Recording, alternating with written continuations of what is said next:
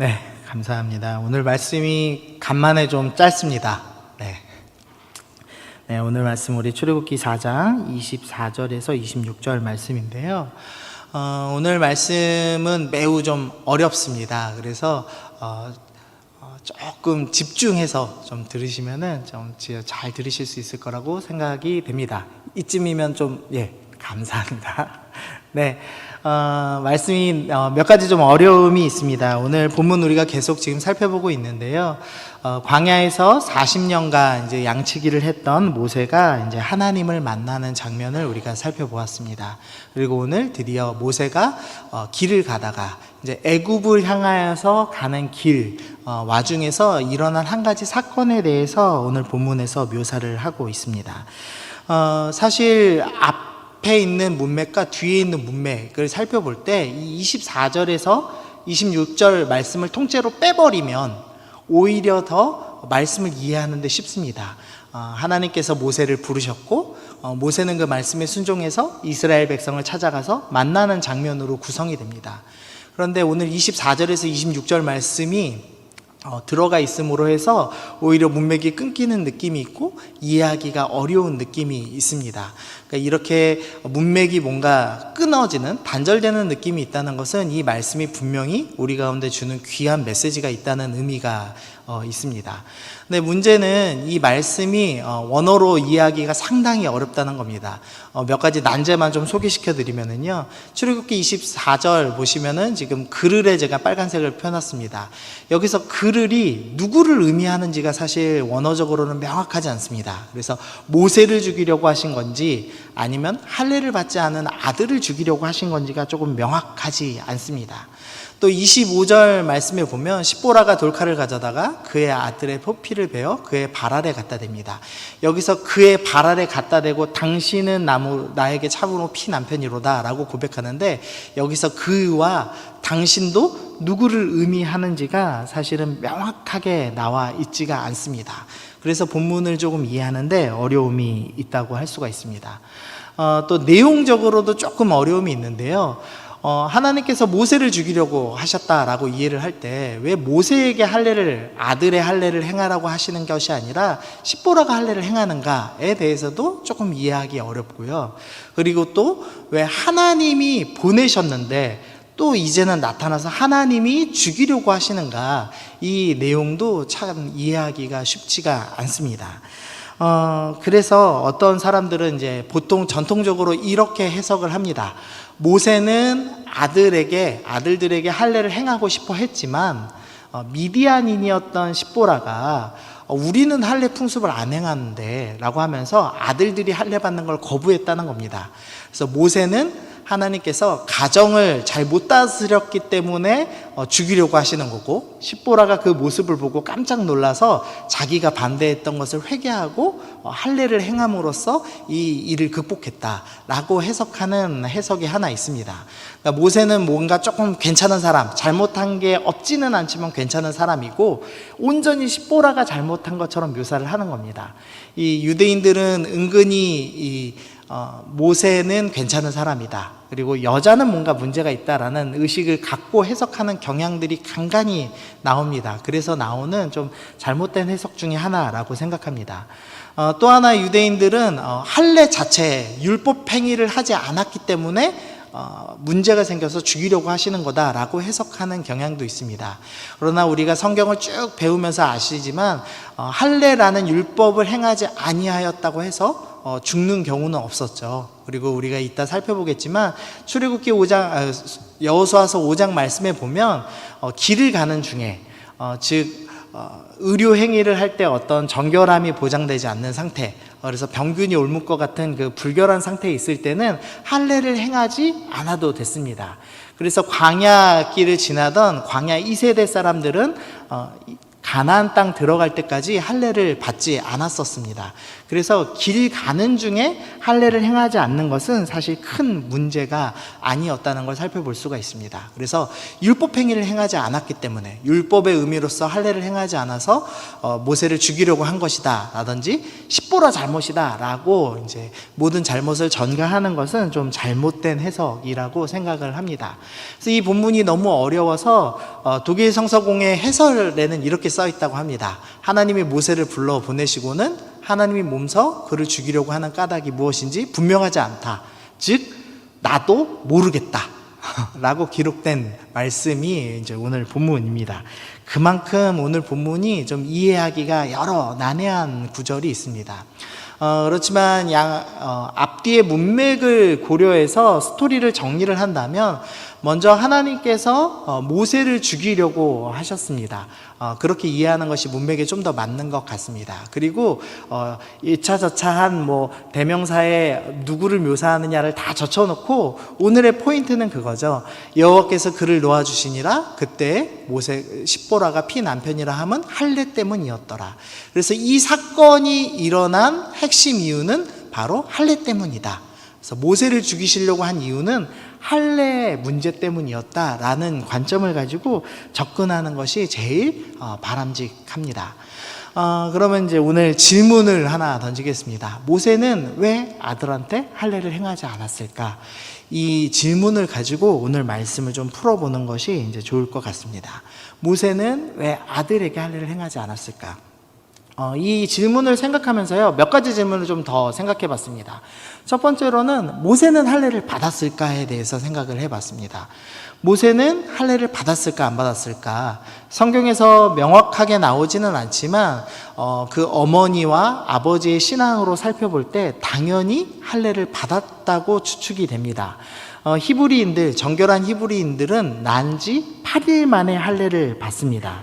그러니까 모세는 난 지 8일 만에 할례를 받았을 것이고, 그리고 3개월 동안 부모가 숨겨놓다가 결국에는 갈대상자에 넣는 스토리가 이어집니다.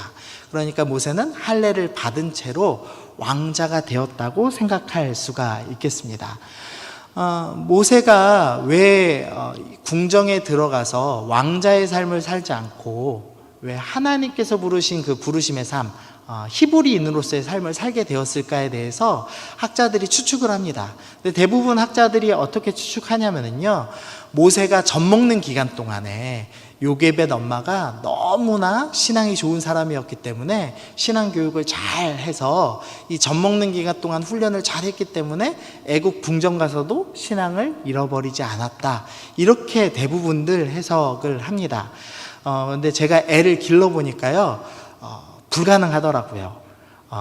애국 문헌에 의하면 가장 길게 젖을 먹인 기록이 5살 정도입니다. 5살까지 젖 먹이기가 힘듭니다. 보통 길어야 2살에서 3살 정도면은 젖을 다 먹이는데요, 2살에서 3살 동안의 신앙교육을 완벽히 시켜서 성인이 돼서 왕자의 모든 권리를 다 포기하고 하나님을 선택할 확률은 참 높지 않은 것 같습니다. 지금도 저희가 서연이랑 치열하게 싸우는 게 뭐냐면요, 밥 먹을 때 기도하는 거예요. 서연이한테 기도 한 번만 해달라고. 서연이가 기도를 하기 위해서 5분, 10분을 맨날 엄마와 아빠 씨름하거든요. 그러니까 기도 한 번 시키기도 쉽지 않은데 평생의 신앙을 지켜나가게 하는 것을 젖 먹일 때 가르쳤다. 쉽지 않다고 생각을 합니다. 그렇다면 어떻게 해서 모세가 신앙을 갖게 되었을까? 저는 그 비밀을 바로 할례라고 생각을 합니다. 모세는 난 지 8일 만에 할례를 받아서 애굽 사람들과는 다른 자신의 신체에 비밀이 있다는 것을 발견하는 거죠. 자기가 날마다 오줌을 쌀 때마다, 자기가 옷 벗고 샤워를 할 때마다 나는 왜 애굽 사람들과는 다를까라는 생각을 했을 거라는 겁니다. 물론 애굽에도 할례 전통은 있었습니다. 민망한 그림인데 보여드리면요, 이게 지금 할례 받는 장면을 이집트인들이 남겨놓은 그림입니다. 근데 딱 봐도 어른들이 받는 거거든요. 그래서 제사장의 할례 씻을 기록이 있는데요. 그를 빨리 잡으시오. 기절하지 않도록 하시오. 이렇게 의사가 얘기하고 지시한 대로 했습니다. 라고 공무원이 써놓은 기록이 남아 있다고 합니다. 어린 아이, 8일 만에 할례를 받는 아이들과 성인에서 받는 할례는 고통의 레벨이 틀립니다. 여성분들은 잘 동의하기 힘들겠지만 제가 초등학교 2학년 때 그 고래를 잡았어요. 근데 지금도 기억나요. 그때 얼마나 아팠는지. 그만큼 많이 아픕니다. 그래서 이 애굽인들이 할례 받을 때 이렇게 기절하지 않도록 하시오라고 했다는 것은 성인들이 할례를 받았구나라고 추측할 수 있습니다. 기원전 2400년 애굽에 나온 비문에도 남자 120명과 여자 120명이 한꺼번에 할례를 받았는데 아무도 까무러치지 않았다라는 기록이 있어요. 이걸로 볼 때 애굽의 할례는 아마 어떤 특정한 종교 행위를 위해서 소수가 받는 것이었고 또 성인이 받았다고 추측을 할 수가 있습니다. 그러니까 모세는 어렸을 때 할례를 받았고 애굽 사람들은 특정한 사람들이 성인 때에 할례를 받았다라는 것을 생각해 볼 수가 있습니다. 그러면 이제 이런 생각을 해볼 수 있겠죠. 모세는 할례 때문에 어떤 일을 겪었을까? 모든 사람들은 할례 받지 않았는데 자기만 할례 받은 상황, 모든 사람들은 이집트인인데 자기만 히브리인인 상황에서 모세는 어떤 서름과 어려움을 겪었을까를 좀 생각해 봐야 될 것 같습니다. 혹시 이 만화 아세요?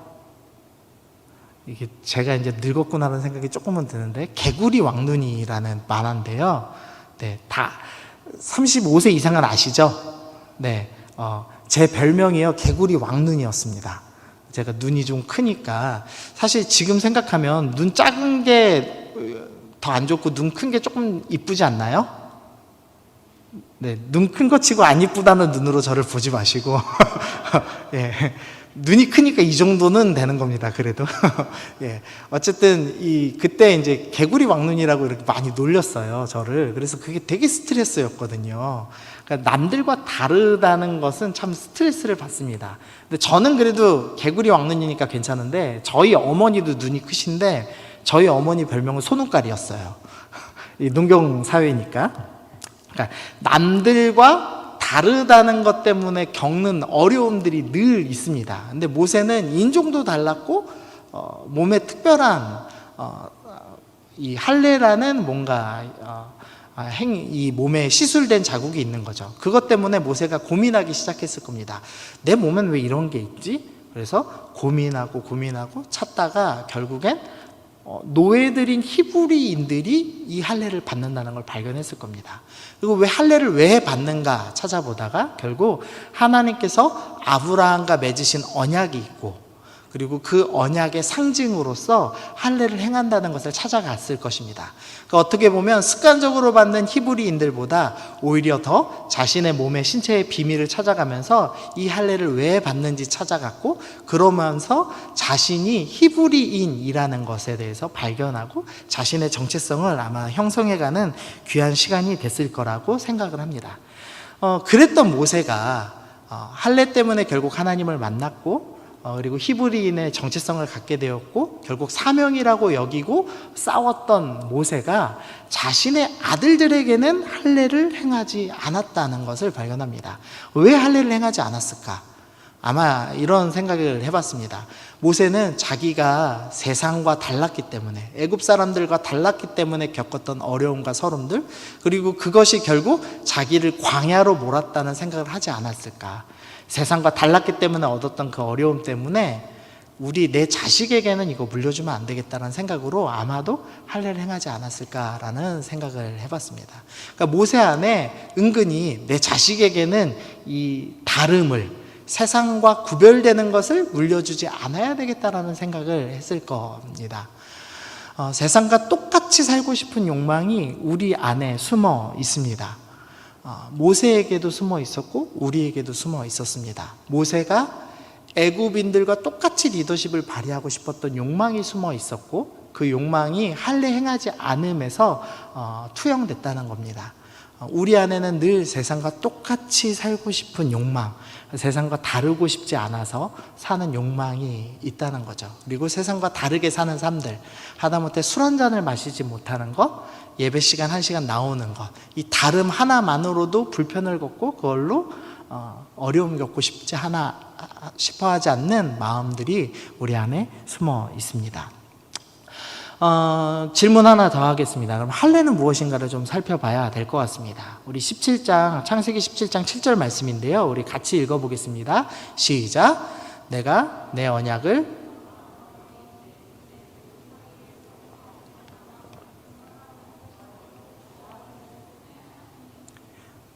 하나님께서 아브라함과 언약을 맺으시면서 영원한 언약을 맺는다. 너와 내 후손의 하나님이 되리라 라는 말씀으로 하나님과 이스라엘 백성 사이에 서로 약속을 하셨습니다. 그리고선 그 약속의 상징으로서 할례를 허락해 주셨습니다. 앞부분 더 읽어보면요, 너희 중에 남자는 다 할례를 받으라. 이것이 나와 너희 후손 사이에 지킬 내 언약이니라. 너희는 포피를 베어라. 이것이 나와 너희 사이의 언약의 표징이니라. 할례를 받지 아니한 남자 곧 포피를 베지 아니한 자는 백성 중에서 끊어지리니 그가 내 언약을 배반하였습니다. 여기서 포피를 베어내는 것 그리고 백성 중에서 끊어지는 것이 같은 원어로 쓰여져 있습니다.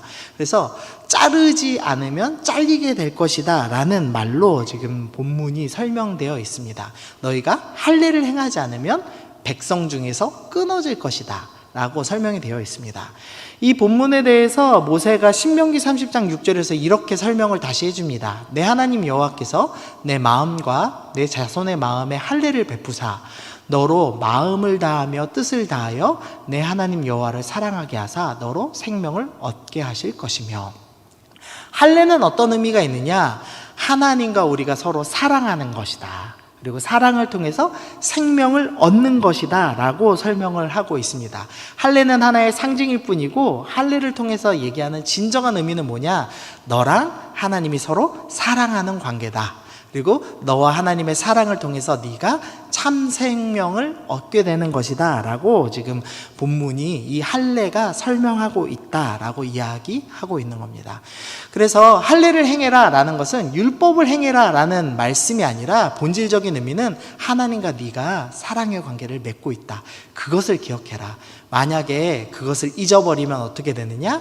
너는 하나님과 너와의 관계가 단절된다, 잘린다, 즉 사랑하지 않는 관계가 된다라는 것을 할례가 설명해 주고 있다라고 이야기하는 겁니다. 또 여호수아서에서는 이렇게 설명합니다. 우리 9절 말씀만 보시면은요, 여호와께서 여호수아에게 이르시되 내가 오늘 애굽의 수치를 너희에게서 떠나가게 하였다. 할례를 행하고 나서 하나님께서 애굽의 수치에서 너희가 떠나가게 됐다, 멀어지게 되었다, 즉 잘리게 되었다라고 표현하는 겁니다. 그러니까 할례의 진짜 의미는 하나님과는 하나 되고 세상과는 단절된다라는 것을 의미하는 겁니다. 포피를 자름으로써 세상과는 끊어지고 하나님과는 하나 되는 것이다. 그런데 만약 포피를 자르지 않으면, 즉 세상과의 관계를 단절시키지 않으면 세상과 하나 되고 하나님과의 관계는 단절된다라는 것을 설명하고 있는 것이 바로 할례의 진짜 의미라는 겁니다. 그렇다면 이제 오늘 진짜 질문, 하나님은 왜 모세를 죽이시려고 했는가에 대한 질문을 답할 수 있을 것 같습니다. 먼저는 세상과 똑같이 살고 싶어하는 그 마음을 고치고자, 가르치고자 하신 겁니다. 모세 안에 숨어있던 애굽 사람들과 내 아들만이라도 좀 똑같이, 나는 할례라는 것을 통해서 다르게 살아서 인생 망했는데 내 아들은 좀 세상과 비슷하게 살았으면 좋겠다, 너무 다르지 않게 살았으면 좋겠다라고 하는 그 숨어져 있는 욕망이 얼마나 위험한 것이고 잘못된 것인가를 우리에게 가르쳐 주신다는 겁니다. 말씀 함께 읽어보겠습니다. 요한계시록 3장 15절 16절 말씀입니다. 시작. 내가 내 행위를 아노니 내가 차지도 아니하고 뜨겁지도 아니하도다. 내가 차든지 뜨겁든지 하기를 원하노라. 내가 이같이 미지근하여 뜨겁지도 아니하고 차지도 아니하니 내 입에서 너를 토하여 버리리라. 예수님께서 요한계시록 3장에서 라오디게아 교회를 향하여 하시는 말씀입니다. 네가 차든지 뜨겁든지 해라. 미지근한 것은 하나님께서 어떻게 하신다고 하죠? 토하여 버리신다라고 말씀합니다. 세상과 적당히 양다리 거치고 살고 싶은 마음들, 내 안에 숨어있는 욕망을 가지고 세상과도 화합되고 하나님과도 화합되는 삶으로서는 하나님과 함께 살 수 없다, 하나님과 사랑하면서 살 수 없다라고 하나님께서는 우리 가운데 말씀하십니다. 그래서 너가 차든지 덥든지 하라. 모세, 네가 세상과 은근히 연합하고 싶은 마음들, 그래 내 인생은 배렸지만 내 자식만은 조금 그래도 세상과 좀 비슷하게 살고 세상의 규칙과 룰을 따라서 술도 한 잔 적당히 먹고 세상의 방법대로 살고 싶어하는 그 마음이 숨어져 있다면 너는 나와 연합하여 함께 할 수 없다. 그렇다면 내가 너를 죽여서라도 이것이 이렇게 하나된 세상과 연합하는 것이 얼마나 잘못된 것인지를 내가 가르쳐 주겠다라는 것을 가르쳐 주시기 위해서 이 의도적으로 이 두 가지의 이어지는 본문 사이에 지금 이 내용을 넣으심으로써 하나님께서 가르쳐 주고 계신 겁니다. 네가 이 차든지 덥든지 하는 이 미지근한 마음, 양다리 걸치고 싶은 이 마음을 가지고 이스라엘에게 간다면 너는 이스라엘을 바르게 가르칠 수 없다 라고 하나님께서 가르쳐주고 계신 겁니다. 두 번째로는 모세의 사명은 노예 해방이 아닙니다. 모세의 사명은 이 사람들을 애굽에서 구출해내는 것, 지옥에서 건져내는 것, 구원받는 것에 그치는 것이 아니라 언약 백성 삼는 것이었습니다. 언약 백성은 뭐냐면 하나님과 나와 사랑의 관계를 맺는 것, 하나님과 나와 서로 한 몸이 되는 것, 함께 하는 것. 그래서 나는 너의 하나님이 되고 너희는 나의 백성이 된다라는 한 몸이 이루는 언약 백성 되는 것이 진정한 목표였습니다. 그런데 우리는 자꾸 어떤 착각을 하냐면 내가 주님 안에서 노예 해방만 되면 된다, 죄에서 자유만 얻으면 된다, 내가 지옥만 가지 않으면 된다, 구원받았으면 그걸로 충분하다라고 생각을 합니다. 만약에 모세가 이 하나님께서 오늘 본문을 통해서 주어지는 교훈을 받지 아니하고 갔다라면 모세는 자신의 사명을 노예 해방 정도로 생각했을 겁니다. 그래서 애굽에서 건져내서 홍해를 건너므로써 출애굽기는 종료됐을 겁니다. 그러나 본문은 출애굽기에서 끝나지 않죠. 어떻게 되냐면 하나님께서 시내산까지 끌고 가셔서 이제 언약 백성들이, 하나님과 사랑하는 사람들이 어떻게 삶을 살아야 되는가를 가르쳐 주십니다. 하나님께서 모세에게 설명하는 겁니다. 노예 해방하러 가는 것 아니다. 나는 너희와 사랑하는 관계를 맺고자 너희를 부른 것이다. 그래서 할례를 통해서 생명이신 하나님과 관계 맺는 언약 백성 되는 삶을 내가 너희와 가르쳐 주고 싶다라고 말씀하시는 겁니다. 우리 말씀 다시 한번 읽어보겠습니다. 신명기 30장 6절입니다. 시작. 내 하나님 여호와께서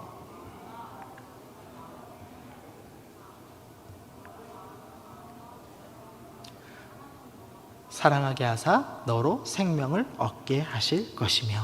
그래서 오늘 말씀을 통해서 하나님께서 이렇게 교훈하시는 겁니다. 차든지 덥든지 해라. 네가 해야 될 것은 무엇이냐면 하나님과 사랑의 관계를 맺는 것이다. 하나님과 연합하지 않으면, 하나님과 사랑의 관계를 맺지 않으면 세상 가운데 세상과 연합하는 것이고, 세상과 연합한다면 나와의 관계는 끊어지는 것이다. 나와 연합하면 세상과 끊어지는 것이다. 너는 선택해야 된다. 미지근하게 적당히 섞여서는 살아갈 수가 없다. 세상을 향한 욕망을 잘라내고 나와 연합하지 않으면 아무 소용없다. 그 구원받았을지 모르지만 내가 원하는 삶은, 나의 백성에게 원하는 삶은 아니다 라는 것을 오늘 말씀을 통해서 우리 가운데 가르쳐 주고 있습니다. 그러면 이제 오늘 적용해 보겠습니다. 여러분은 하나님과 연합하여 살고 계십니까? 마음의 할례를 행하고 하나님을 전심을 다해서 사랑하는 삶을 살고 계십니까? 아니면 은근히 숨겨진 욕망을 잘 포장한 채로 뜨뜻미지근하게, 교회에서는 열정적으로 하나님을 섬기는 삶이지만 세상에서는 세상을 열정적으로 섬기는 삶을, 그래서 미지근한 삶을, 적당히 양다리 거치고 사는 삶을 살고 있지는 않은지 우리가 점검해 봐야겠습니다. 하나님은 이것이 얼마나 중요하다라고 우리에게 말씀해 주시냐면 80년을 준비한 모세라는 성경에서 가장 위대한 지도자가 이 일로 죽어도 좋다, 이것을 잘못 가르친다면 차라리 죽는 것이 낫다라고 하실 만큼 이것은 중요한 것이다 라고 우리 가운데 말씀해 주십니다. 오늘 소원하기로는 우리 마음 가운데 차든지 덥든지 선택하시길 바랍니다. 세상과 연합하려는 욕망을 단호하게 끊어버리고, 세상은 끊어버리고 하나님과 연합하는 삶을, 하나님을 더욱더 사랑하기를 결정하는 삶을, 그리하여서 하나님으로부터 주어지는 참 생명의 삶을 얻는 우리가 되길 소망합니다.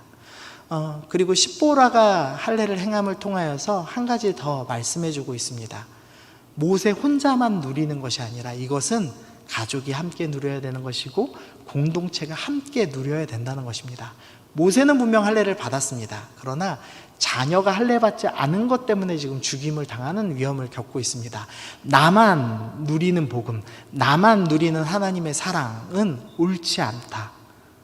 나의 가족에게, 나의 이웃에게 우리 공동체가 함께 연합하여 하나님을 사랑하고 누리는 것이 중요하다라는 것을 하나님은 우리에게 가르쳐주고 계십니다. 그래서 내가 연합하고, 그리고 나와 연합하고, 나의 순혼들이 연합하고, 나의 가족들이 함께 연합할 수 있도록 우리가 함께 기도하며 우리가 하나님을 더욱더 사랑하기를 결정하면서 우리가 이번 한 주를 살아가기로 결정하시는 여러분 되시기를 소망합니다. 우리 말씀 기억하면서 우리 잠깐 적용하면서 기도하도록 하겠습니다. 우리 기도하실 때 하나님, 내가 하나님 한 분만을 더 사랑하겠습니다. 내가 세상을 향한 욕망을 끊어내기로 결정합니다. 내가 타든지 덥든지 하라고 말씀하시는 주님의 말씀을 기억하며 내가 하나님을 향한 사랑으로 뜨겁게 살아가는 한 주가 되기로 결정합니다. 우리 잠시 그렇게 적용하면서 함께 기도하도록 하겠습니다.